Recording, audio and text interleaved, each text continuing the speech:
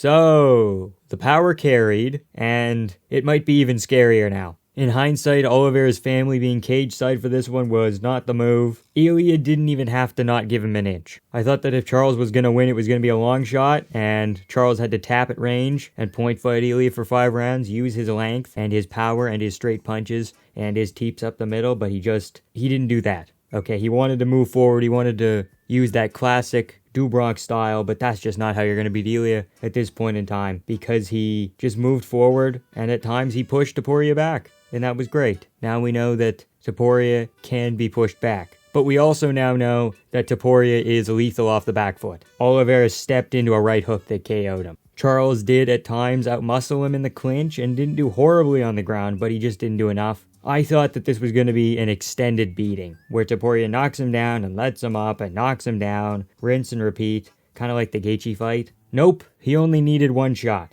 And as much as people want to call Charles chinny, that's true, but he also has a pretty elite recovery. He's never been fully put out like this. He's been TKO'd by like Jim Miller, maybe Paul Felder elbowed him on the ground, stuff like that. But he hasn't been colded on the feet like this. MMA is largely dictated by momentum. Oliveira, during the early part of his run, got lucky. He got a couple of good bounces. You know, Kevin Lee shooting a takedown into his guillotine, a Ferguson that's already a bit on the decline, and Michael Chandler was 2 clean punches away from finishing the fight. That fight was so close to being stopped. If he zigged when he should have zagged, he would have been out of there. But he got through that and gained a certain level of self-belief and momentum that carried him through Poirier and Gaethje. Ilia Topuria makes his own luck. When he says that he's part of the next generation of fighters, it sounds super corny, I get it, but he's the next step in MMA. He's the next evolution, okay? It's not only about being able to mix martial arts anymore. Oh, I'm well-rounded. Oh, that's nice, sweetie. It's about refining them, and that's what Ilia Topuria's game is built on. Topuria doesn't throw head kicks or body kicks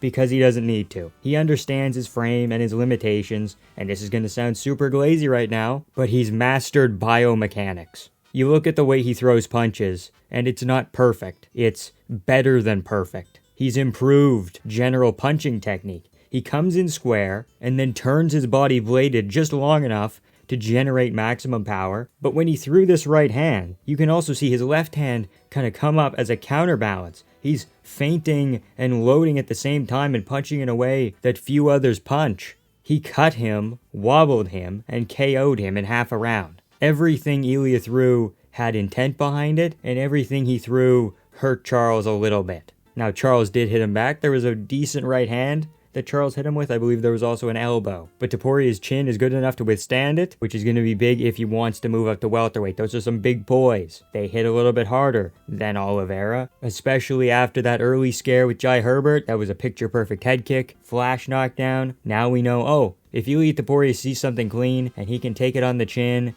and it's like a full power Charles Oliveira elbow, who by all accounts is the hardest hitter at lightweight before Ilia Topuria. Everybody said it. Chandler, Poirier, Gaethje, they all said, what are they putting in those acai bowls for Charles Oliveira, because he hits like a mule. And Ilia took his best shots, so that's big. The last 3 fighters that Ilia Topuria has beat have all been top 20 fighters of all time. Maybe you can push Charles out of the top 20 into the top 25.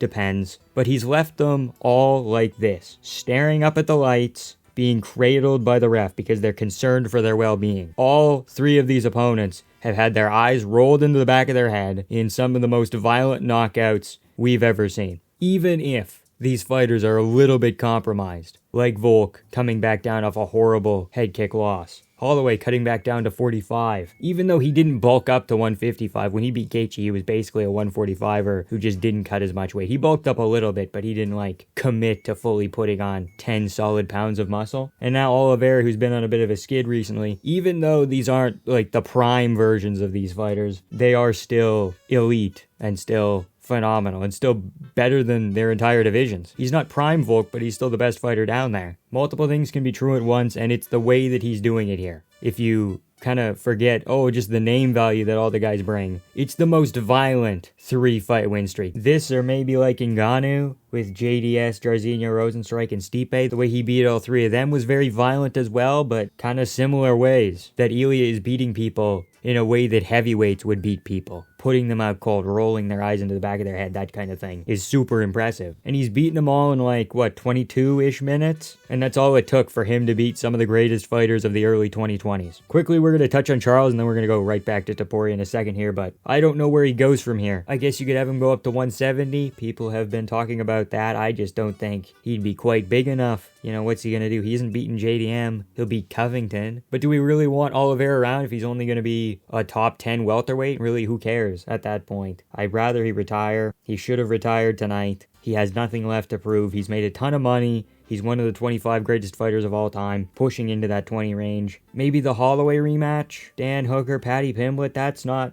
Dubronx shit. That feels like a major step down. Like if Volk lost to Lopez and then fought Lerone Murphy or something, Ilia Topuria, on the other hand, feels like he should keep escalating. Pimblett is again a step down. Gaethje's a step down. Arman is maybe a sidestep from Oliveira. But I feel like he has so much momentum right now that the Islam Makhachev fight feels so meaningful, and it just feels like it needs to happen, man. God. I think Topuria is too small to fight a legit welterweight like JDM, but if Makhachev beat JDM based on a style matchup, Topuria wouldn't be too small to beat him at welterweight. Dana White in the post-fight presser revealed accidentally in the heat of the moment that Arman did miss weight for the Makhachev fight, and they all covered it up. Another win for the tinfoil hats. So that's why Arman is offering to be the backup fighter for 317 and 318 to prove that he can make weight without having to go into another title eliminator. Ilia Topuria should fight Paddy, Gaethje, and Arman all in the same night. I think he could do it. Paddy's only ranked 8th. He doesn't really deserve a title shot. The fact that he's the one facing off against Topuria is a joke. Nobody wanted him to, but Joe Rogan misunderstood what Ilia Topuria was talking about. Ilia Topuria's like, there's a guy and his back's always hurting. And Joe Rogan's like, yeah, let's bring in Paddy Pimblett. And the security just went along because it's fucking Joe Rogan. So that is a joke, but what's more of a joke? Islam Makhachev was tweeting the whole event. But as soon as Oliveira and Topuria walked out, it was radio silence, ladies and gentlemen. That's the fucking fight to make. That's the fight that everybody wants. It's the fight that needs to be made. Simple as. Not much to even really say about Pantoja versus James here. The biggest story coming out of this fight, stop dissing Pantoja. He's the clear second best flyweight ever, and he's gaining on DJ pretty quickly here. Trying to equate the long run of DJ to the quality of wins that Pantoja has is really hard, but Joshua Van and maybe one other title defense I think would put them equivalent in my eyes. Not that Kai Kara-France was a great title defense, I think he loses to a lot of people at flyweight, but it still counts for something, and it was really dominant. This made Kai look like he was a number 10 guy in the world, a number 8 guy in the world. That's how a champion should really be beating those kinds of guys. None of the judges gave Pantoja a 10-8 round. What are they even here for, You could argue that the first was a 10-8, and Pantoja was on his way to another in the third before the stoppage. The official numbers say that Kai landed 38 significant strikes. I can only remember 5 of them. Joshua Van is up next for Pantoja, and I am very excited for that. Kai's in a bit of a weird place right now. I would book him against Manel Kape in a bit of a grudge match. Joshua Van versus Brandon Royval is on the short list for Fight of the Year. What else is there? Merab Umar, Volk Lopez, Yuri Hill. Those are the other big ones that come to mind. Hak Parast, Ribovic also comes to mind. But this one was really special. And I know that people are going to discredit him a lot, but Royval was really good, People are going to say he wasn't that good, and now Joshua Van's getting a title shot off this. Royval got dominated by Pantoja and this and that. Dude, Royval was a firm number 1 contender. He was in that Whitaker-Holloway spot, where he took out Tatsuro Taira and Brandon Moreno. He was a solid gatekeeper. I think Royval won the second and was winning the third before the knockdown. Extremely close fight, but I am very excited for Joshua Van. I picked Royval, but I was just elated that Van won. We get fresh blood at least, right? And the fact that he was the guy to break through is super telling. Maybe if it was a 5-rounder, I can see things maybe leaning back towards Royval. Really, any fight with a number 1 contender should be 5 rounds. I'm looking at you, Charles versus Arman. But Joshua Van is the real deal. He's been the real deal since day one. The Charles Johnson loss is most certainly a fluke. Where's he now? He can't get past like a Sual Mabayev, Tagiro, and Bekov. Some of those other top 10 guys. So go back to Twitter, buddy. And I'm just very excited to see Joshua Van versus Pantoja. Kai was I don't want to say fake title defense, but it's obvious that Pantoja had already beat the best in the division, and we were just giving Kai the shot for the sake of parity. Joshua Van's boxing is so clean, and his counter wrestling is very good. And if Steve Erceg can take 2, Moreno can take 2, Royval can take 1, I think Van is good enough to maybe take 3. And I don't say that very lightly, because again, Pantoja is so good. So good. Get him ranked higher, please. But The thrill and the agony. Heartbreaking for Royval. He's got to go to bantamweight now. And that's going to be tough. He's just too far away from the title shot to really find a path right now, you know. I'd give him some time to bulk up, and there's someone in that bantamweight division who also has to take some time off for a different reason. Davison Figueiredo versus Brandon Royval, the one that got away at flyweight. I think it would be a good benchmark for both men at 135. We get to see Figgy come back against a guy who he can chin. But if his movement is compromised from this knee and he's washed fully, then Royval gets the dub. We get to figure things out in that bantamweight division. We get Brandon Royval in the top 10 of bantamweight. I think he's good enough and big enough to be there anyways, but it just gives him a chance to be there. Don't give Brandon Royval something unranked at bantamweight. Give him something kind of middle of the road in the bantamweight rankings, and that'll be good for him. I've been saying that Beneil Dariush was going to beat Renato Moicano by decision for 6 months. That's a long time to have that kind of weight on your shoulders, man. Moicano needs to get TKOs on the ground or a submission. He has no KOs on his record, and Beneil, to his credit, almost threw the fight away for him. His defense isn't where it needs to be, and his chin is now atrocious. But he just outclassed Moicano here. Outstruck him with the roundhouse to the body for the majority of the first before the knockdown. Outgrappled him in the second and third, made that kind of adjustment. Beneil can't really go up in the rankings, because he'll die. So maybe Grant Dawson, you know, someone who's not going to put him out. A nightmare matchup would be like a Fiziev, super explosive. I don't want to see that. Moicano and Chandler could have a sick press conference. I know I've been campaigning for Saint Denis versus Chandler, but I think this would be a better option. Peyton Talbott's grappling has obviously improved, and I think it's improved enough to the level where he could be ranked in the top 15 at bantamweight. The way that he was able to make this jump from the Barcelos fight to the Lima fight here, then imagine the kinds of jumps he can make in the future, you know? He's only 26, he still has a couple of years before his prime to rack up as much experience and gain as much technique as humanly possible. Maybe Daniel Marcos, Javid Basharat next, someone coming off a loss to a ranked guy or a top 20 guy. If they wanted to throw him to the wolves again, you could do Ricky Simone. I feel like that's way too big of a jump up, though.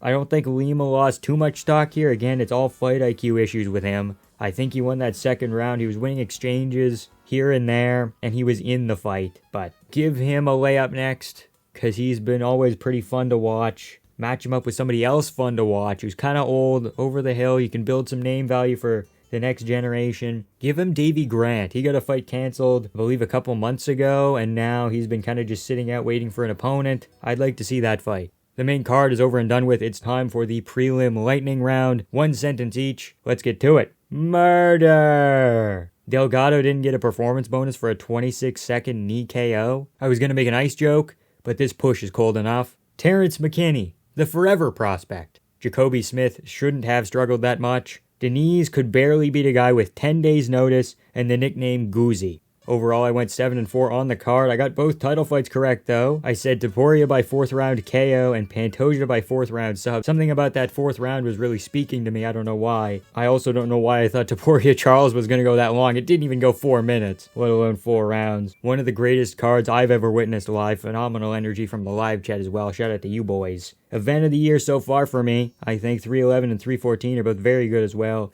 Every fight on this card delivered except for one. Tracy Cortez and her mid-ass performance dragged this event down a little bit. So UFC 317 gets 9.5 dirty-ass tongues out of 10. You can blame Tracy. It's not my fault. Let me know your thoughts on UFC 317 in the comment section below. Like, comment, and subscribe for more MMA content. Shout out to Proletarian Gothic and Lampslayer for being vampiric enjoyers. Thank you all so much for watching. The UFC might be back. And have a good time.